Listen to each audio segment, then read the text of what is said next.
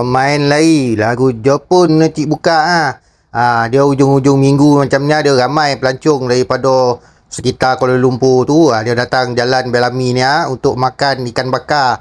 Dia kalau ke poi dia Thailand kan, dia punya identiti tom yum lah kan. Tapi kalau dia poi Malaysia, dia mesti cari ikan bakar punya. Yo kalau kau nak rasa kualiti pelancong, harga standard lah, harga Malaysia. Yo kita ni kan, datanglah ke Gerai Seri Menanti Ikan Bakar Jalan Bellamy.